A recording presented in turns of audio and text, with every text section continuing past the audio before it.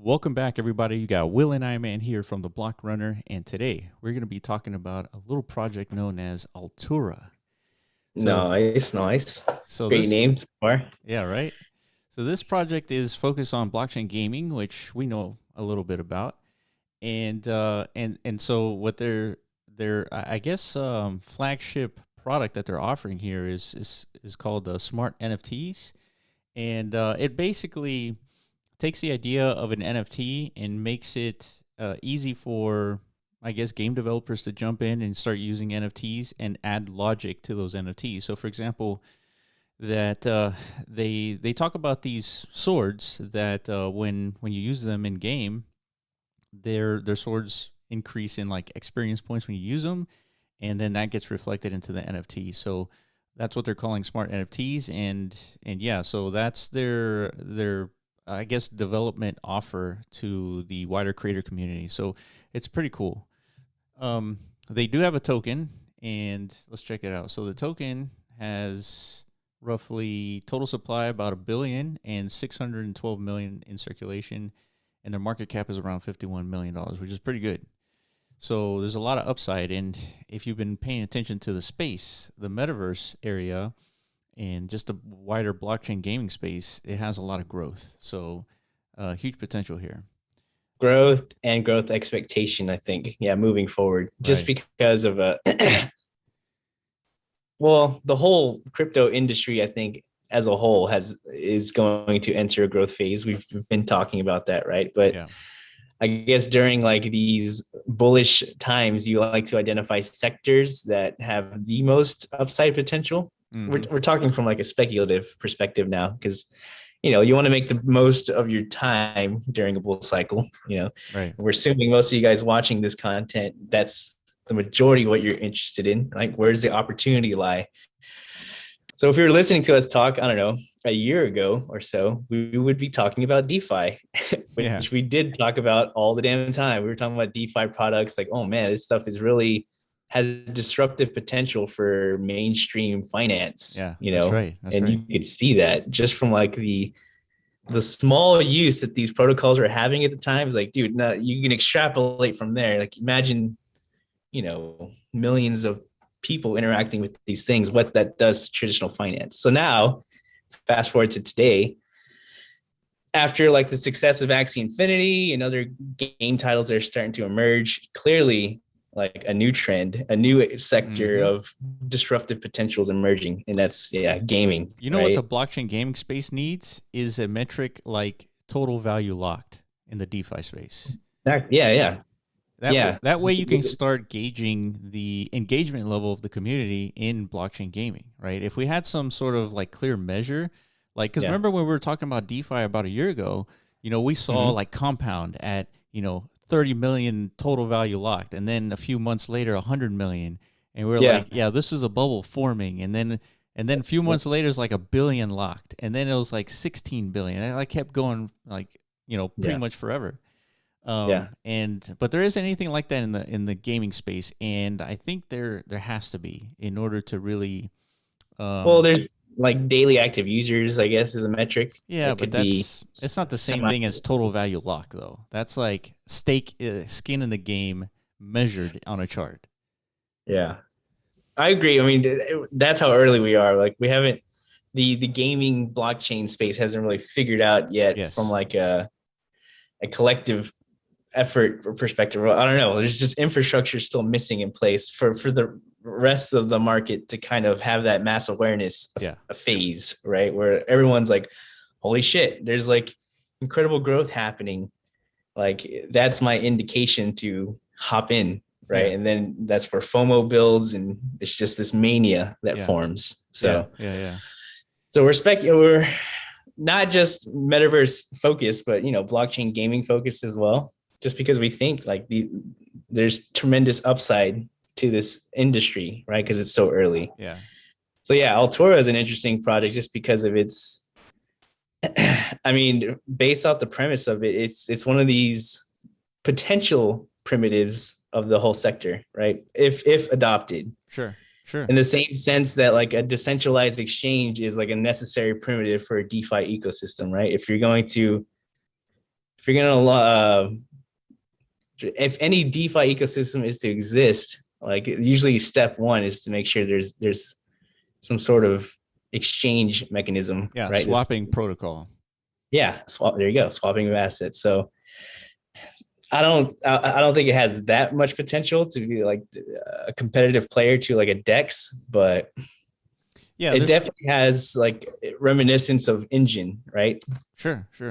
Yeah, I think I agree with what you're saying. I think ultimately, when it comes to blockchain game, there has to be some basic fundamental needs. Like it's the ability to create NFTs, the ability in specifically in gaming to make those NFTs upgradable through Mm-hmm. gameplay. And if you think about it, when you have an NFT where someone spends a lot of time or effort or money on, and they go and spend that time and effort to upgrade those NFTs, then you would know for sure that that NFT has like this time element, this effort element staked into that NFT, thereby giving it a higher value. Mm-hmm. And all gamers know this. All gamers, like if you spend a lot of time in World of Warcraft, you spent all that time getting all that gear, leveling up all that gear, and then applying that to the concept of blockchain NFTs, and you've given yourself the opportunity to make a ton of money with your time. And so that element is sort of like expected in blockchain gaming, and I think that's the sort of pressure point that I think Altura is kind of focusing on is enabling the developers to be able to have these upgradable NFTs.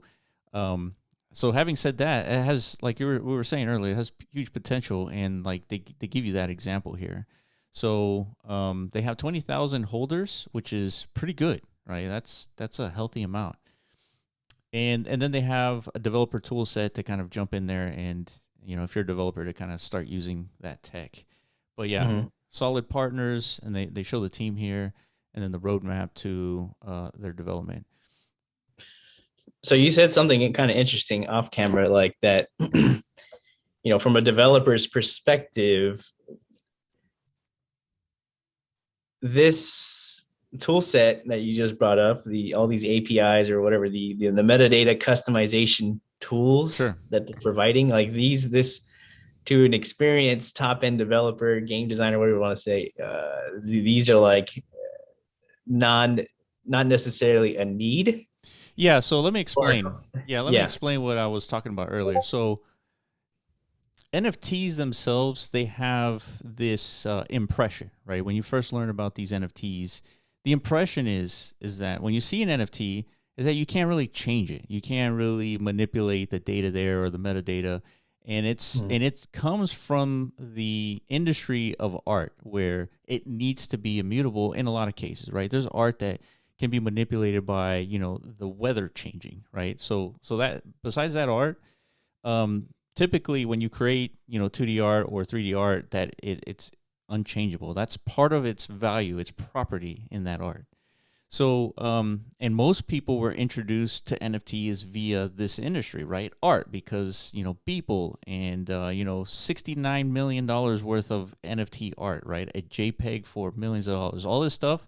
That's how people were introduced. So the idea of immutability, unchanging is sort of what the definition of an NFT is to most people. However, if you're a developer and you jump into NFTs, you quickly realize that a lot of the metadata that's associated with an NFT can be linked to logic, right? And that logic could be anything from if you click this button, the NFT changes, or if you kill this enemy, the NFT changes, or you evolve this pet, this NFT changes. So what they're doing is they're taking the ability to update NFTs and making it easier for anyone to do the same thing, right? Mm-hmm. So We say anyone, just any indie game developer sure. who has any ambition to create game assets for whatever game verse they are, Yeah, and then attempting to create. so games are probably the easiest to comprehend in terms of upgrading your NFT, but it's not only gaming. Like imagine if you had a DeFi product that the more total value staked, right, total value locked, the more upgraded your NFT is. Mm-hmm. right, you would start with like a rock, and that rock turned into a carbon, a piece of material. Then it turns into a diamond based on total value locked.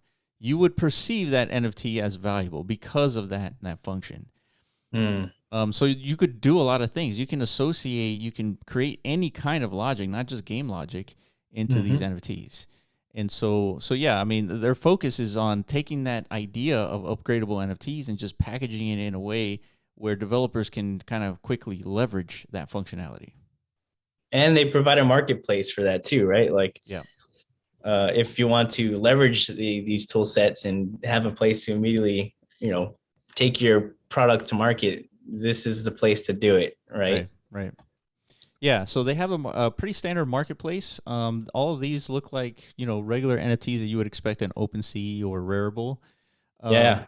but I guess inherently here is that you can have these NFTs be upgradable through some form of logic, right? That's my expectation from what I'm understanding here. Mm-hmm. Yeah, you're really reminiscent to you know a meta, Yeah, which we're which we've built, and we've been assuming at some point the market would kind of transition to this point where obviously as an NFT space, I think people are becoming exhausted with the idea of like, yeah. let's call them dumb NFTs, right? NFTs that don't really do anything, that don't That change, don't have logic. they don't have any logic, they don't provide any real utility or function, right? It's just they're purely collectibles, right? They are unproductive assets. Is that the Unproductive. Yeah, financial non-productive productive. assets? So Yeah.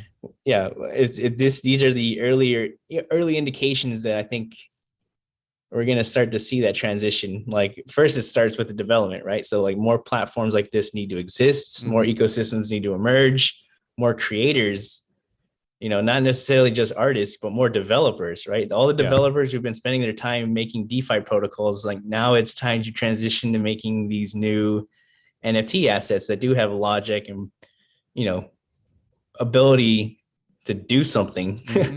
for the asset owner itself, Yeah. right? Yeah. So So, let me preface this. The reason why we know this is because we've been building a platform that allows, an extended version of what Altura is building, in the sense that it's not just the assets of a game that are upgradable like a sword, but what we're doing are we're wrapping functions of a game into an NFT. And these functions, go from like battling to crafting. I mean, anything that ends with ing can become an NFT, and then you can distribute those NFTs to your community. And what we're also seeing is this method of NFTs with PFP projects. Any NFT creation platform, it is a tool to raise funds to build out your project. And so, mhm. what you're going to see with every single kind of fundraising kind of mechanic, we saw this with ICOs. We're seeing it with IDOs. We're going to see these. We're seeing with PFPs, right? And Mhm. we're going to see this with more different kinds of NFTs, right?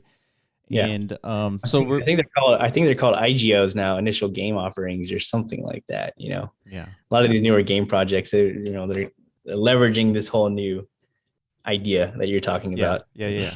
As they should. I mean, if you're an independent game developer, you know firsthand that it's pretty expensive to make a game, right? And there are games that you can make pretty cheaply, but I mean, if you get lucky, like you get some sort of like viral tendency with your game, then you can make a game and make a ton of money without a ton of cost. But typically, games are expensive, so you need some sort of mechanism to raise those funds, and NFTs is that path, and it's a viable path too.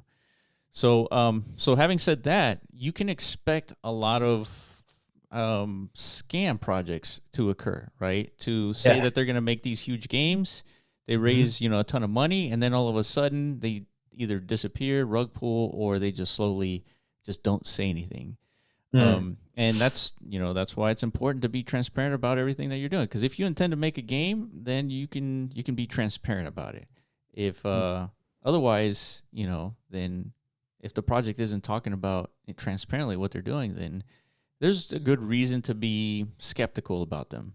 But nonetheless, I mean, the method to raise funds through NFTs is a viable one. PFPs is another viable mechanic to create a community based around a game, just like what we're doing. And so we're starting to see like elements of like proper foundational construction happening as far as blockchain gaming goes, which I'm really liking. Yeah. Yeah, I don't think you can go wrong like ever like trying to throw your hat in the ring of contribution in any way is good, but like when it comes to attempting to make the developer onboarding experience, I guess, the blockchain Sure. a little easier, like that's a no-brainer. Yeah. You know, that's a good, it's a worthy effort, you know, Yes. because the easier it is for these new developers to kind of like, you know, enter this ecosystem and not have to deal with that mind fuck of like, what the hell is blockchain? Like, how am I supposed to implement this in my game? Yeah. Right. Yeah. I Like, mean, blockchain inherently changes game design by itself. Just mhm. because when in a traditional, development company for games, they make a world. You create some sort of mechanic in that world that makes it a game, right? Battling, fighting, shooting, whatever it is, and then you kind of move on to the next game, and that's how you kind of survive. But in Mhm. blockchain gaming, you're making not games but assets that are potentially investable, and Yeah. and games don't no longer cost $60, right? They're hundreds to thousands of dollars, and because you're not buying a game, you're investing into the game. And Yeah. so there's a huge opportunity, just like there's a huge opportunity for artists out there. There's an even bigger opportunity for game developers and game designers. I totally agree. Yeah. I think so. The indicators to look out for all y'all speculating motherfuckers out there, good, you know, the population of marketplaces like this is one good indicator, right? Just like when NFT art was first, you know, being whispered about in the crypto zeitgeist, you know, you'd see these little platforms spawning here and there, you know, Yeah, selling this thing called NFT art. yeah, And at the beginning, you're like, what? People are going to pay money for these JPEGs? What the yeah, deuce? Like, that's crazy. Who the hell would do that? yeah, But then over time, you start to see more and more artists like piling into these platforms and creating things. And people were starting to be, hey, this looks cool. Let me buy this. Why yeah, not? And yeah, then it just snowballs, yeah, right? yeah. So you're going to see the same thing during this like I NFT agree. gaming explosion, you know? I agree. Yeah, there's going to be big splashes. I mean, obviously, Facebook is trying to make a big splash. They're going to make the biggest splash if they end up pulling through, right? They talked about Libra. They haven't done anything with that. So Facebook has a major interest in the metaverse, and so do we. I think Zuckerberg sees what we see, but he's coming at it from a 3 billion platform user standpoint. Yeah. But He's nonetheless, literally coming at it with like the best cheat codes on earth. yeah, Like, yeah. you know, it's basically whatever he has Infin- in mind is going to work. Like, it's going to happen, oh yeah, it right? is. Yeah, yeah, yeah. Like, it doesn't matter. Like, Yeah, whether or not it turns out to be a positive investment for that company is to be determined. But right. there's no question that of its delivery, I think, unless like for whatever reason. Like regulation is the only thing that can Yeah, stop it. exactly. Which there's no regulation in the metaverse, right? It's this is the ultimate Wild West. Oh, snap. I hope Yeah. so, dude. We'll see. That's the title of this episode, by the way.